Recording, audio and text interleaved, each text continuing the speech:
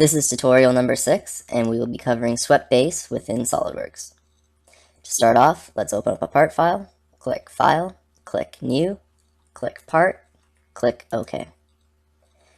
Now to create a swept base, what we need to do is create a sketch, and we have to create a line that the sketch will follow to be extruded.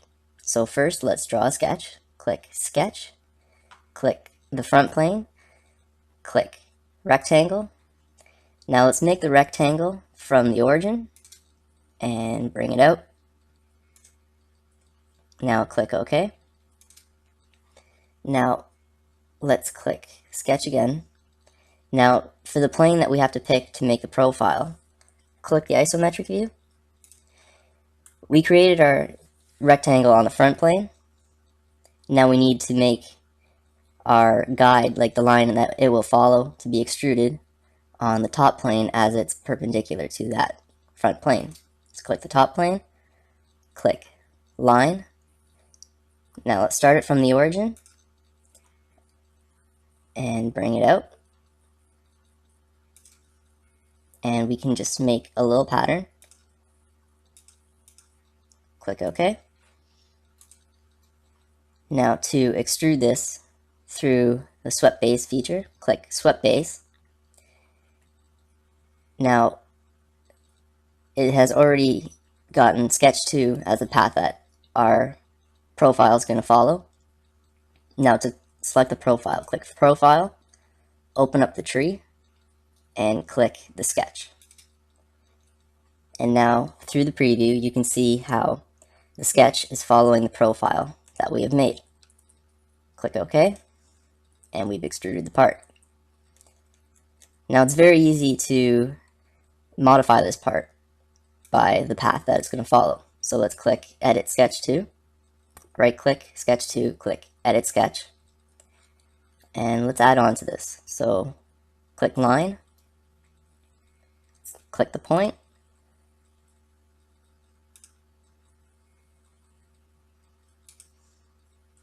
zoom out a bit,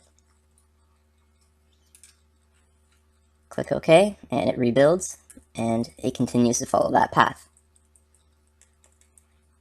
Now let's try doing this with a circle. Now let's click File, click New, click Part, click OK.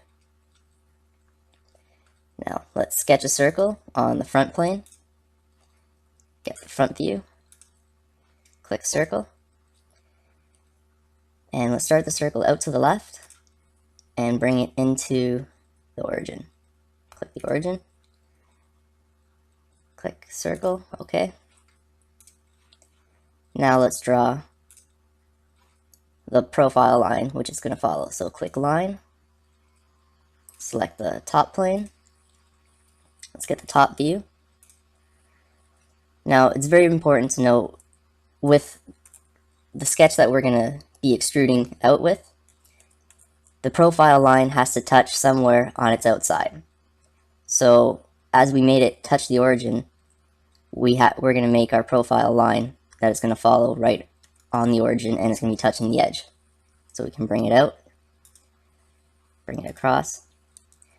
If we tried to do this, let's right click End Chain. If we tried to do this inside the circle by making our profile line, it wouldn't work. It has to be touching somewhere on the edge of the circle, or the square, or whatever the object is that you're trying to extrude out. Click OK, click Feature, click Swept Base. Now again, it's already got our profile line for the body that we're going to use. Click Sketch 1, click OK, and it extrudes out. Now this tool is actually very nice if you want to make a roll cage or something such as that. Now, as you can see, if we edit this sketch again, say this was a roll cage that we wanted to make. Continue this. We can make various bends within it, and it's very easy. Okay, and say this roll cage doesn't have thick piping, like solid piping. If it has a thin walled pipe, you can right click Sketch 1, edit the sketch, and we'll make another circle inside of this circle, Click OK. Now it's a thin walled. Okay, and that concludes tutorial number 6. This is tutorial number 7, and we will be covering the basic Extrude Loft through Solidworks. To start off, let's open up a part file, click File, click New, click Part, click OK. Now to create a loft, an extruded loft within Solidworks, we need to make 2 sketches which are on 2 planes which are parallel to one another. So to start off, let's sketch something on the front plane. Click Front Plane, click Sketch, click Circle, and let's bring it to the right, to the left, and make it go to the origin. Click OK, and let's make this circle 50 millimeters. Click OK, click OK. Now, to make the second sketch, click the front plane, click isometric view, and zoom out, and we're going to make a front plane that's parallel to that plane come out a bit more, and we're going to draw a sketch on there. To do that, we have to insert, click Insert, Reference Geometry, click Plane, and as you can see, the yellow plane is the one that we're going to put in, and it's parallel to the front plane. Now, we are able to make it farther from the front plane, closer to the front plane, it's up to us. We're also able to reverse the direction of which way we want it to go. For this one, let's make it 100 millimeters. Click Enter, click OK. Now we've created another plane. Now click Front View, and let's sketch on this plane. Click Circle, go to the left of the origin, and for this one, let's make a circle that's bigger. Click the origin, and we'll make this circle 100 millimeters. Click OK. Now go into your isometric view, and you can see that we have 2 sketches which are parallel to one another. And what the Lofted Base feature is going to do is create an extrude between these 2 sketches. So let's click Lofted Base, click the 2 profiles, and as you can see, that's our sketch. And that's going to be the extrude that we're going to get from the 2. Now click OK,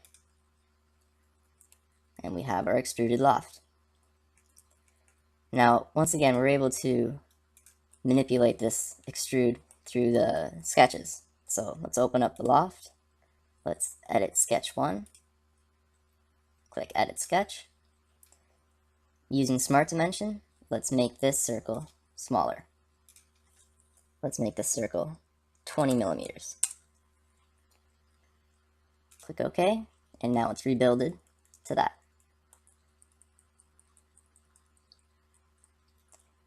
Now, this concludes our tutorial